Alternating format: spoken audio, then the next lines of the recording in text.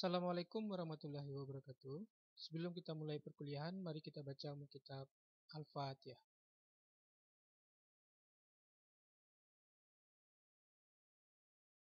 Pada pertemuan 7 ini, kita akan membahas pernyataan kondisional, bagaimana cara membuat program dengan menggunakan logika if.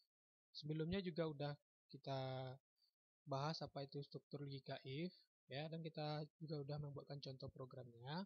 Nah, sekarang bedanya di sini kita menggunakan logika if-nya itu di combo box, dan sekarang kita membahas bagaimana cara penggunaan dari J kalender atau tanggal, ya. Nah, berarti di sini kita desain nanti formnya seperti ini, ya. Berarti di sini tidak ada diskon seperti yang sebelumnya, karena untuk pencarian diskon itu udah Pak jelaskan pada minggu kemarin. Di sini kita menggunakan J kalender, ya, ini ya untuk tanggalnya. Jadi tidak menggunakan text field, ya, tidak menggunakan text field untuk tanggal, tapi ada library baru yaitu namanya J kalender, ya, ya.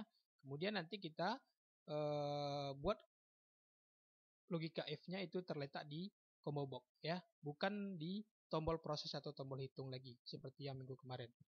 Jadi di sini logika if-nya terletak di combo box, ya. Maka nanti ketika kita pilih logika if-nya atau kodenya, maka nama barang sama harga akan muncul secara otomatis. Masukkan jumlah beli, hitung, maka dapat total bayar, ya. Nah, inilah bentuk desain dari form, ya. Nah, sekarang kita lihat ini ketentuan logika if-nya, ya. Logika if-nya terletak di combo box atau di kode barang, yaitu jika kode barangnya 001, 002, 3, ya, berarti di sini tipe datanya adalah string, ya, untuk kode berarti di sini tipe data untuk kode barang adalah integer, ya. Nah, kalau untuk yang minggu pertemuan kemarin itu kita menggunakan tipe datanya yaitu string, ya, yang ada kemarin delog ekonomi kemarin, ya. Nah, berarti di sini menggunakan tipe integer, ya. Berarti tidak menggunakan compare to seperti yang minggu kemarin, ya. Berarti di sini, ya, jika kode barangnya 001 maka nama barangnya laptop, harganya segini, ya. Berarti di sini hanya 3 kondisi if, ya. 1 2 3, ya.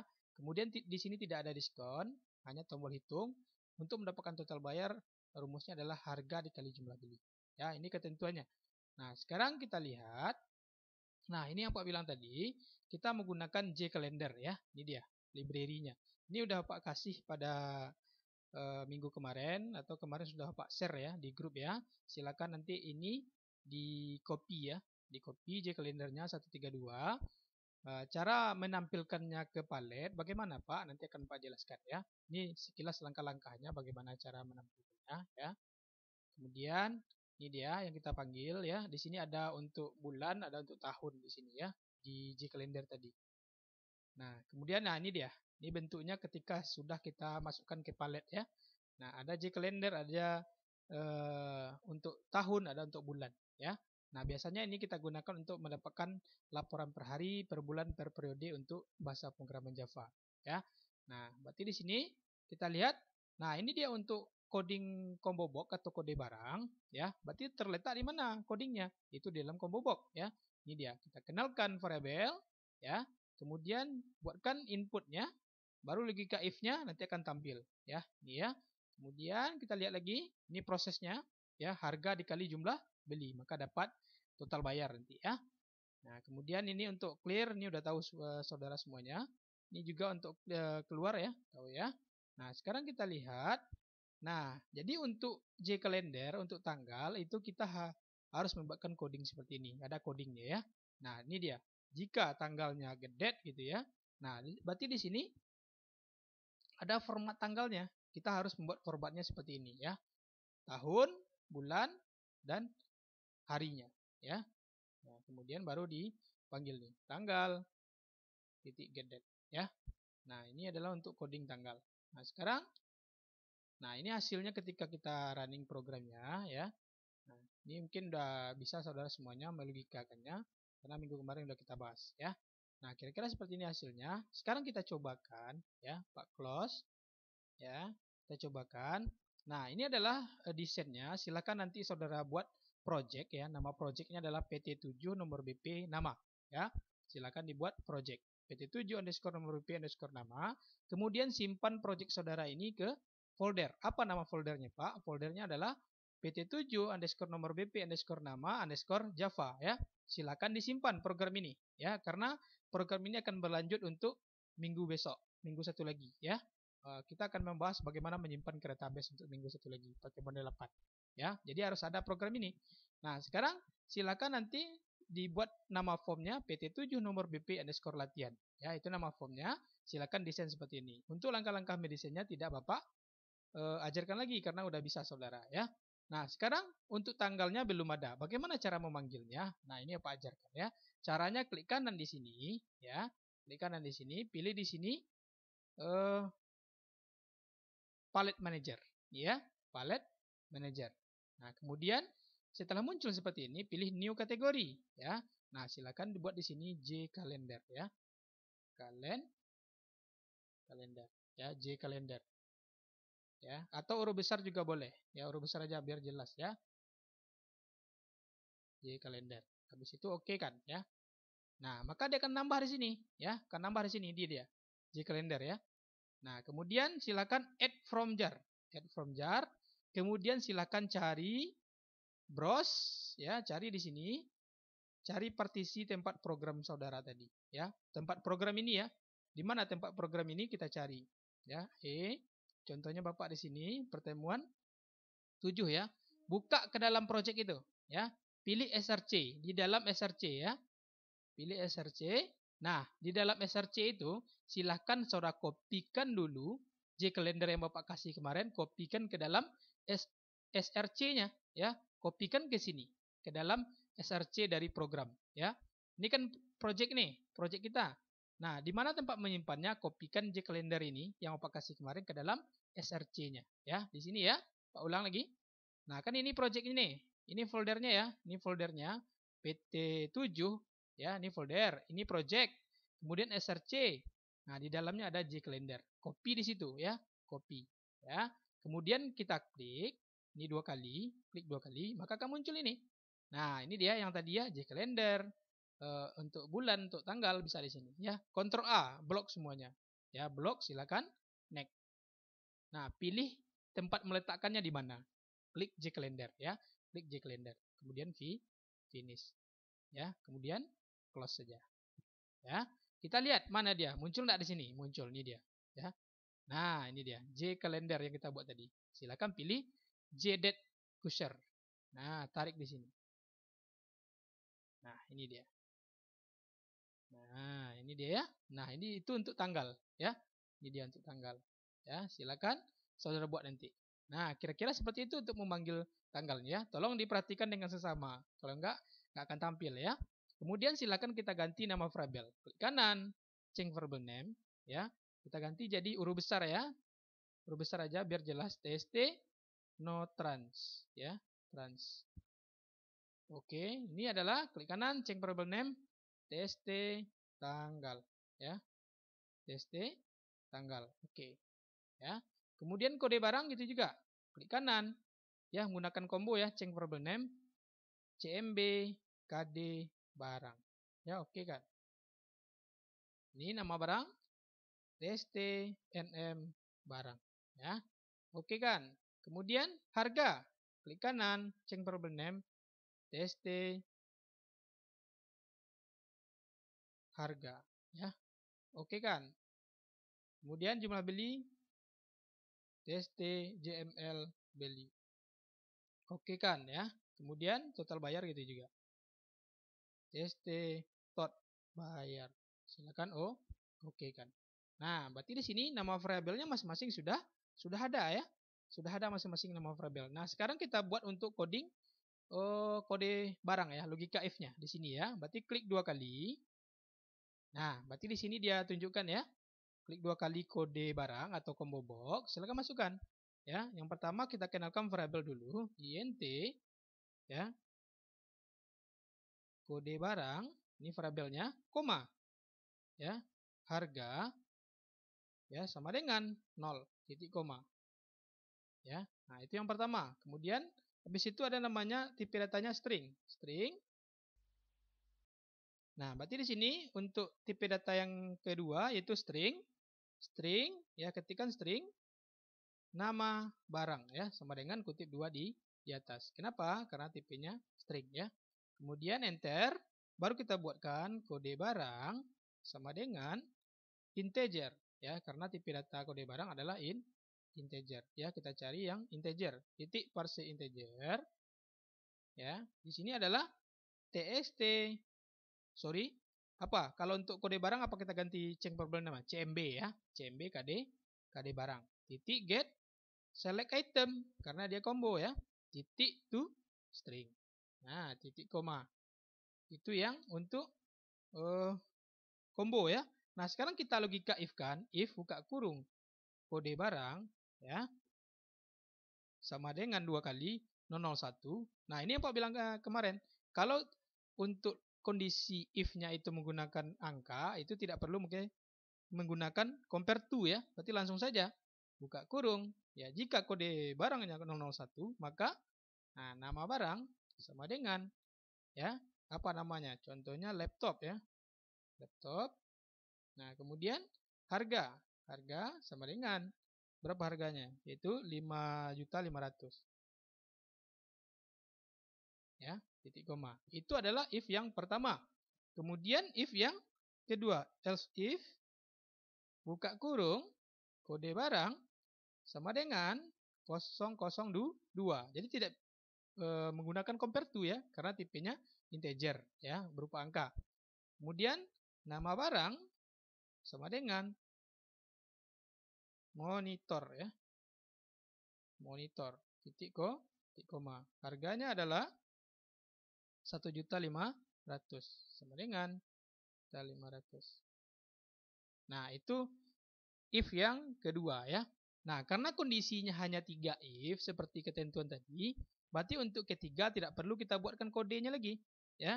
Tidak perlu kita buatkan kodenya. Kalau untuk yang ketiga langsung saja else nama barang sama dengan apa kalau yang ketiga, yaitu most ya. Most titik koma, harganya berapa? Harga sama dengan 18.000 ya. Titik koma. Nah, itu untuk yang kondisi yang ketiga. Karena hanya 3, 1, 001, 002, 003 yang ini kan. Berarti untuk kode yang ketiga tidak perlu dibuatkan.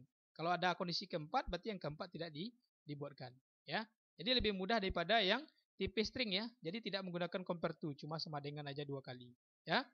Nah, kemudian ini habis else ini harus ada enter, buka kurung ya. Nah, di sini ada enter, tutup kurungnya. Ya, jangan lupa itu. Ya, buka kurung, tutup kurung. Kemudian di bawahnya baru kita tampilkan txt nama barang, ya, nama barang, titik set tag. Nah, nama apa? Panggil nama barang. Ya. Kemudian txt harga, ya, titik set tag. Nah, di sini harus kita buat string dulu, ya, karena tipenya integer. String titik value of ya. Jangan lupa kalau dia integer itu harus pakai string value of. Kalau dia string most ini kayak most ini, berarti ini langsung tidak perlu menggunakan string value of ya. Nah, seperti di sini kita tambahkan apa? Panggil harga ya. Nah, kira-kira seperti itu. Maka akan tampil ya. Kita save, kita coba run ya, run file. Ya, coba kita lihat contohnya. Kita panggil NT001. Nah, tanggalnya. Nah, ini yang Pak bilang tadi ya. Tanggalnya seperti ini. Itu gunanya di kalender tadi ya. Contohnya kita pilih. Ini dia ya. Kemudian nih. Nah, ini belum ada kita isi. Kenapa? Karena di dalam kombonya belum kita isi 001 sampai 3 ya. Berarti sekarang kita close saja dulu. Close. Ya, ini udah codingnya ya. Nah, jadi kalau untuk di dalam combo logika if-nya, codingnya itu nggak terlalu banyak ya. Ya, seperti ini saja. Ya. Kemudian silakan ambil desain, klik ini, klik kanan di combo properties, pilih di sini model, nih ya. Nah, silakan buat di sini 001, enter, 002, 003. Kemudian oke ya. Oke kan. Close. Nah, kita save ya. Kemudian run lagi. Run. Ya. Nah, contohnya kita masukkan nt 001. Tanggalnya ini tadi ya. Nah, kemudian pilih 2. Nah, ini dia otomatis ya. Otomatis ketika kita pilih masukkan jumlah beli, hitung, maka dapat di sini. Ya, berarti di sini apa yang kurang? Tombol proses ya. Close, close ya. Nah, berarti sekarang silakan kita klik tombol proses 2 kali ya. Tombol proses 2 kali ini ya, atau tombol hitung itu sama ya, tombol hitung dengan proses sama. Klik 2 kali. Nah, kita masukkan di sini. Ya, codingnya di sini. Berarti apa? Kita kenalkan variabel dulu. int ya, int harga koma ya, jumlah beli ya, koma tot bayar sama dengan 0 titik koma. Nah, itu yang variabel yang kita butuhkan. Kemudian kita input harga sama dengan integer, kita pilih integer ya, titik parse integer. Nah, ini adalah tst apa? Tst harga ya. Titik get tag. Nah, titik koma. Itu untuk harga. Jumlah beli lagi. Jumlah beli sama dengan integer titik parse integer. Ini apa? Tst jumlah beli ya. Nah, JML kita buat ya. Nah, itu ya. Jadi kalau nggak sesuai dengan change variable name, dia tidak akan mau ya tampil. Titik get tag. Titik koma. Nah, sekarang inputnya sudah ya. Variabel sudah, input sudah. Apa lagi? Yaitu proses ya. Berarti apa yang kita cari? Tot bayar ya. Sama dengan harga dikali menggunakan bintang jumlah beli. Titik koma ya. Kemudian langsung saja kita tampilkan tst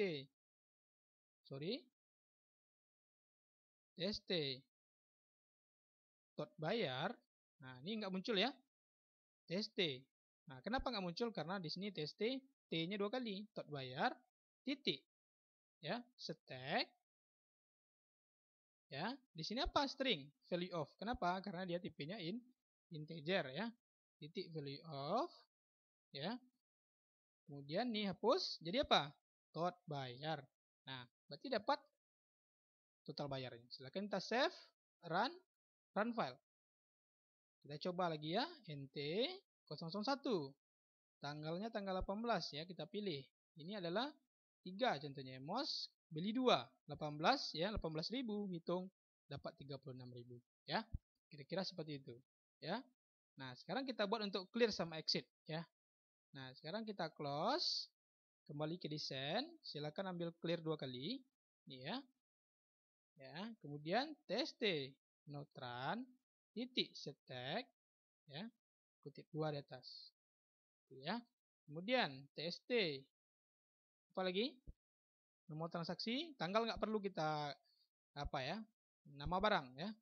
Titik stack kutip 2 di atas, tst harga titik stack combo sama tanggal itu nggak perlu kita clear ya. Tst jumlah beli JML beli ya, titik stack, kemudian tst tot bayar ya, titik stack kutip 2 di atas, tst notran titik request focus ya, kemudian save ya. Nah, ini kira-kira tombolnya. Send, klik exit. Exit apa ya? Berarti codingnya exit adalah this post ya. Nah, silakan kita save, kita run file ya. nt 001. Ini kita buat 18 2 proses, maka akan dapat ya. Clear, exit, maka akan keluar coding programnya ya. Nah, kira-kira seperti itu untuk pertemuan 7 ini ya. Oke, sekian dari pertemuan 7 kita. Assalamualaikum warahmatullahi wabarakatuh.